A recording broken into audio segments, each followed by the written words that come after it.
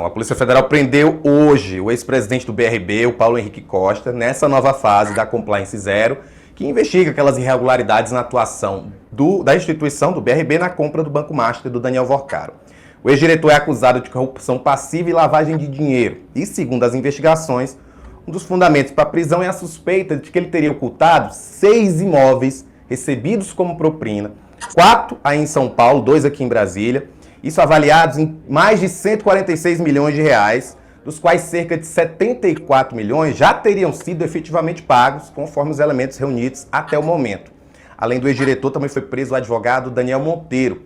Ele foi responsável por arquitetar, pela arquitetura societária e também financeira que era destinada à aquisição e também à ocultação dos 6 imóveis de alto padrão em São Paulo e aqui em Brasília.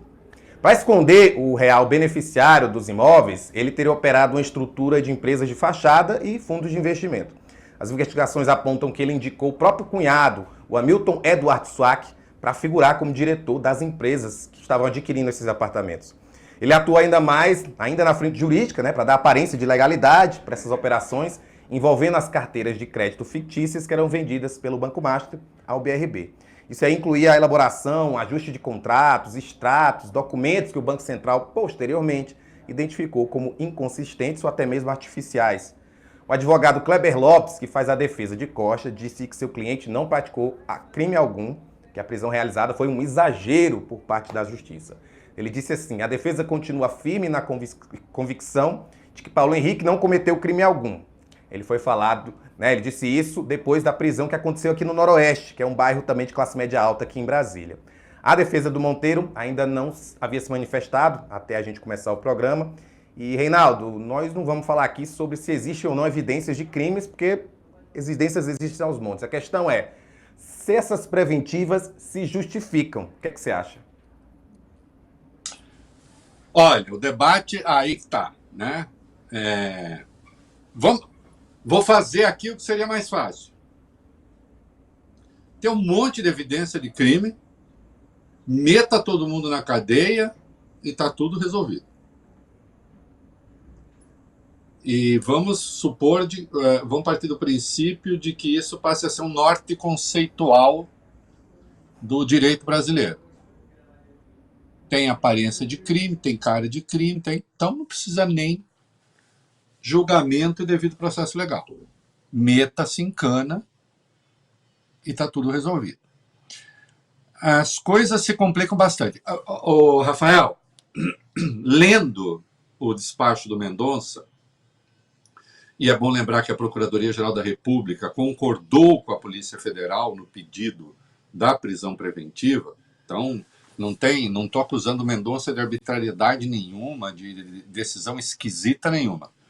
A Polícia Federal pediu a preventiva, a Procuradoria-Geral da República concordou e o ministro despachou.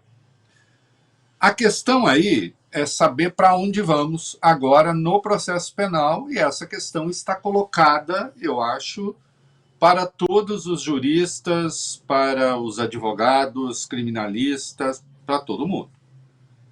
Nós precisamos repensar, então, se for o caso, a natureza do artigo 312 do Código de Processo Penal. Eu não tenho dúvida de que houve sacanagem nessa relação aí.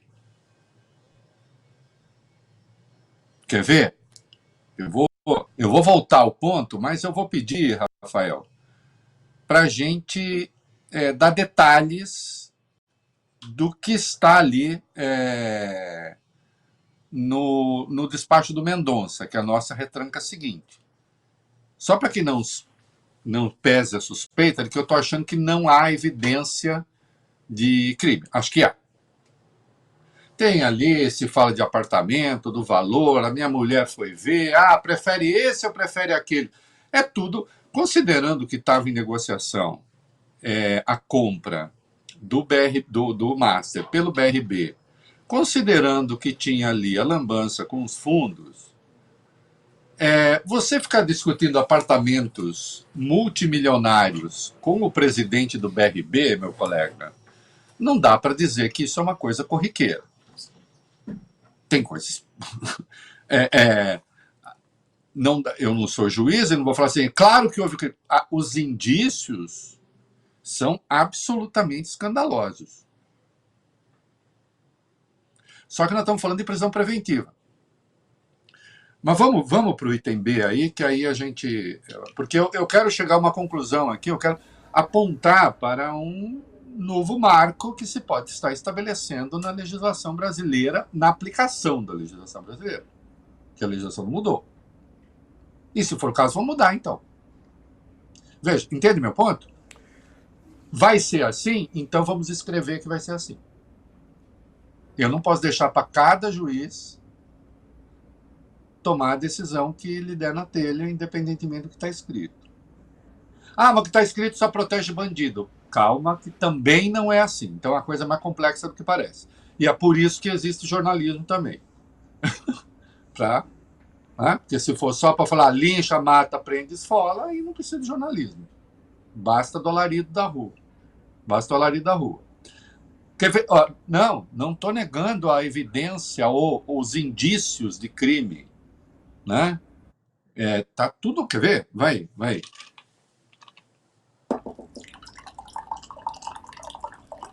A decisão do Mendonça, ele afirma que as mensagens trocadas entre o Paulo Henrique Costa e o Daniel Vorcaro revelam simultaneamente a forte proximidade de ambos e a comunhão de desígnios para a prática de ilícitos. O ministro do STF prossegue. Ao mesmo tempo em que o investigado, o ex-presidente do BRB, anuncia medidas em relação a negócios envolvendo o banco que seriam de interesse de Daniel Vorcaro, prossegue demonstrando ânimo de que sua esposa pode visitar o apartamento luxuoso que, do que é apurado pela Polícia Federal, seria uma das contraprestações pelos serviços ilícitos realizados.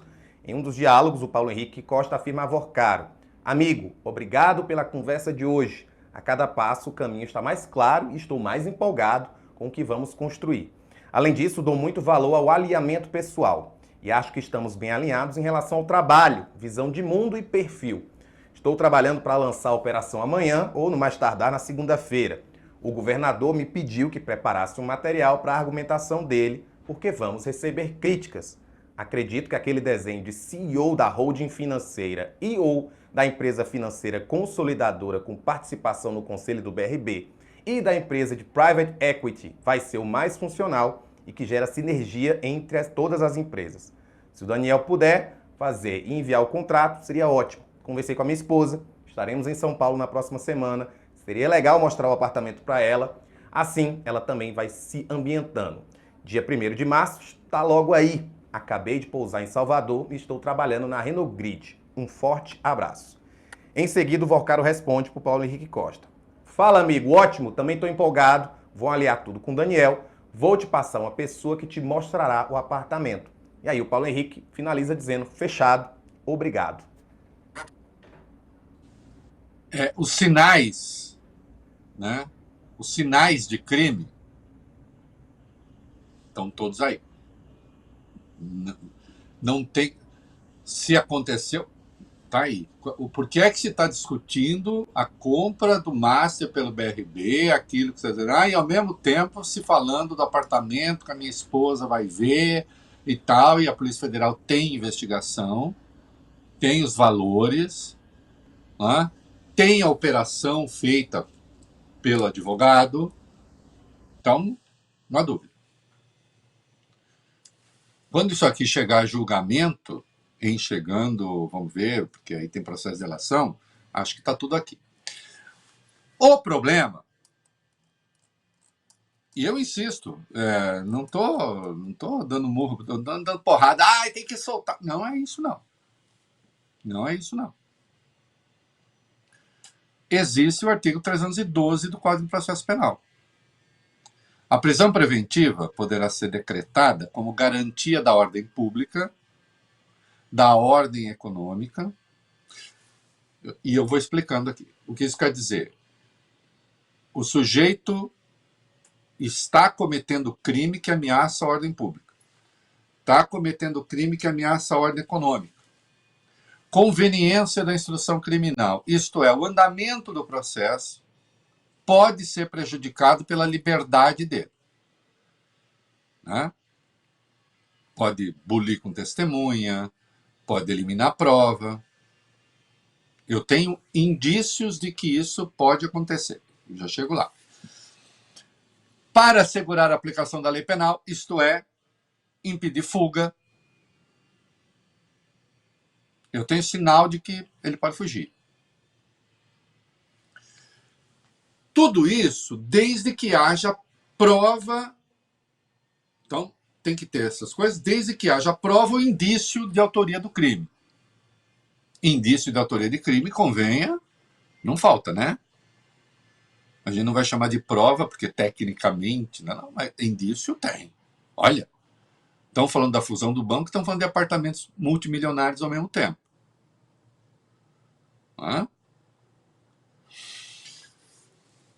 Só que tem aí também uma quinta razão: se tem medida cautelar e a pessoa desrespeita a medida cautelar.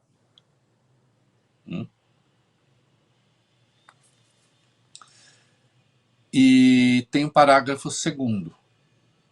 A decisão de decretar prisão preventiva deve ser motivada e fundamentada em receio de perigo de existência concreta de fatos novos ou contemporâneos. Agora, estão acontecendo agora. Pergunta evidente: isso tudo está acontecendo agora? Ou aconteceu? É parte do crime que se investiga? A resposta é óbvia, é parte do crime que se investiga. Calma que eu tenho mais coisa para falar, para explicar. É parte do crime que se investiga. No parágrafo 46 da decisão do Mendonça, no presente caso está caracterizado o fumus commissi delicti, que é a fumaça do crime, né? Digamos assim. A fumaça do crime não é um beck não, tá, gente? Uma maconhinha. O indício de que o crime aconteceu, como eu disse há pouco. Consubstanciado nos fundados indícios de participação. Bom, não tem a menor dúvida quanto a isso. Estão também presentes os requisitos do periculum libertatis, o perigo da liberdade. É aí que a coisa pega um pouco. Por que é que existe o perigo da liberdade? Qual é o indício de que essa gente precisa ficar presa? Aí é complicado, porque a justificativa que se dá, meu querido Rafael, é que é gente muito poderosa, gente muito influente, e gente que pode, em razão da sua influência, do seu poder econômico, do seu não sei o quê, pode interferir na investigação. Todas essas pessoas estão com bens bloqueados, estão sob investigação, né? Vorcaro está preso, seus bens estão sendo rastreados mundo afora. O ex-presidente do BRB, idem. Alô, ricos do Brasil. Não é o meu caso. É o caso do Rafael. Meu não é. Vocês ricos do Brasil, que são influentes, em razão do poder econômico, então tomem cuidado, porque toda investigação que hoje envolveu um rico... Não, eu não estou preocupado com o rico, não é meu caso. E não sou porta-voz de rico. Mas a condição econômica do preso agora vai determinar se ele é um risco à ordem pública, à ordem econômica ou não. Já tem jurisprudência do Supremo dizendo que não. Porque senão é o seguinte: crime investigado de rico, a primeira coisa que a gente tem que fazer é botar o rico em preventivo. Porque ele é influente. Do rico ao poderoso. O Mendonça admite que não tem contemporaneidade. Eu não conheço esse cara do BRB. A evidência de que tem sacanagem é gigantesca. Está aqui. Estão conversando de banco e falando de apartamento. Estão falando de um negócio multibilionário e falando do apartamento que a minha mulher vai ver para ver se ela gosta, se não gosta. Está tudo aqui. Mas esse é o crime cometido. Precisa ter o julgamento. E aí, o Mendonça admite que não tem contemporaneidade. Nós vamos para o parágrafo 50 da decisão dele. e eu sempre recomendo que jornalistas leiam decisões judiciais, porque senão um coleguinha só lê, depois a gente pega aquilo que o outro leu, e aí vai reinterpretando. Nesta corte também é pacífica, presta atenção que parece que eu estou argumentando contra o meu argumento, mas não. Nesta corte também é pacífica a compreensão de que o requisito da contemporaneidade da custódia preventiva não está relacionado única e exclusivamente à data do crime. E aqui ele está admitindo que não tem contemporaneidade. Do crime supostamente cometido. Mas aos atos que comprometem a instrução processual e a ordem pública. Bem como que tal requisito é satisfeito pelo modus operandi do delito e pela possibilidade concreta da reiteração delitiva. Já explico.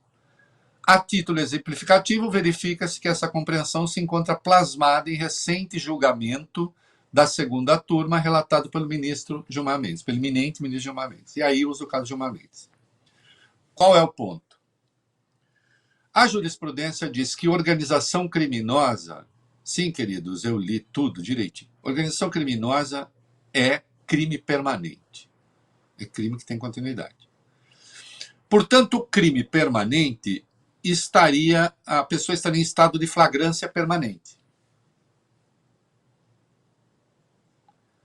Eu vou ter que falar de Bolsonaro antes que alguém proteste. Calma.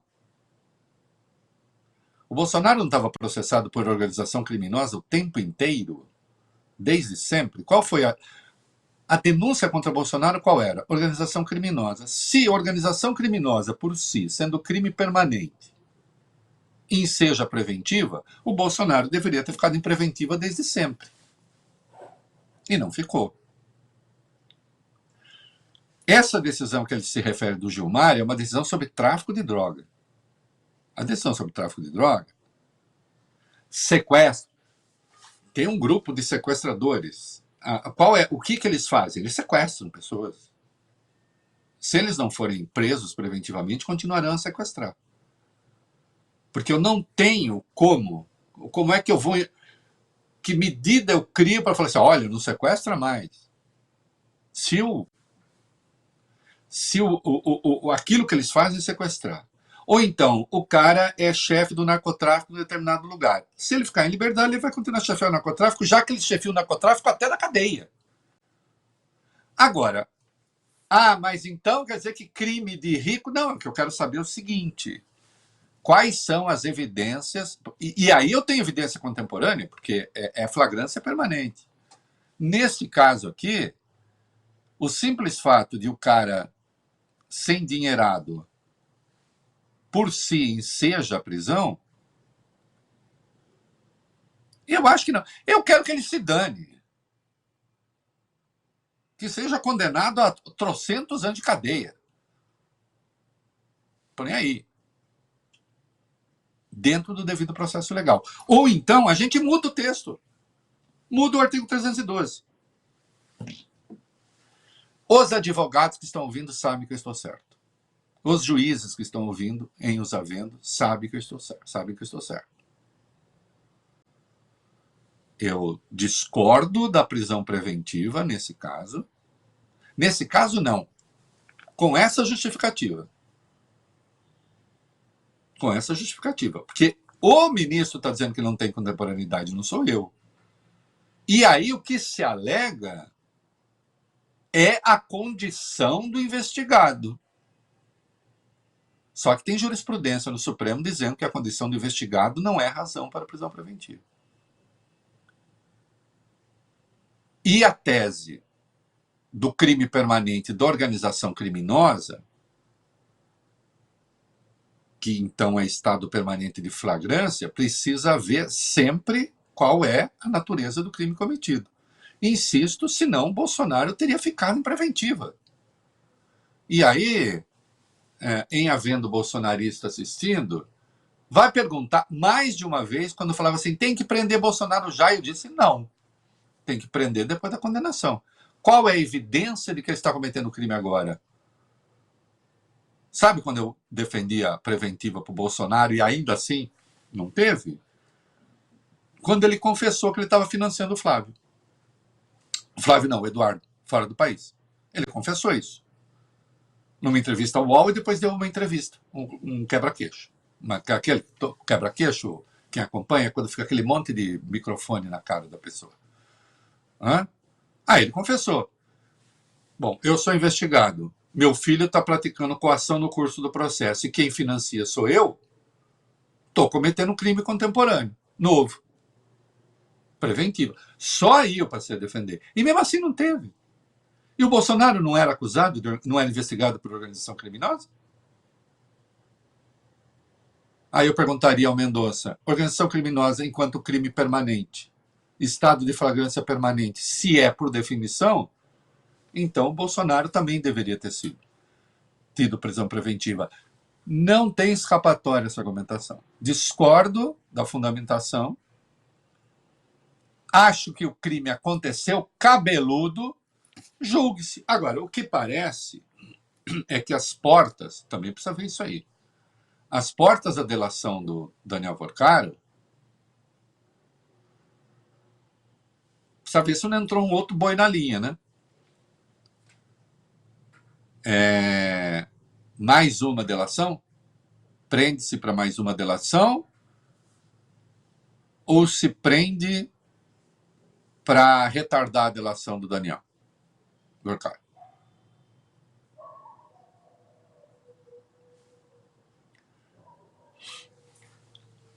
Fundamentação técnica para a preventiva. Não confunda, você que está ouvindo, preventiva com julgamento.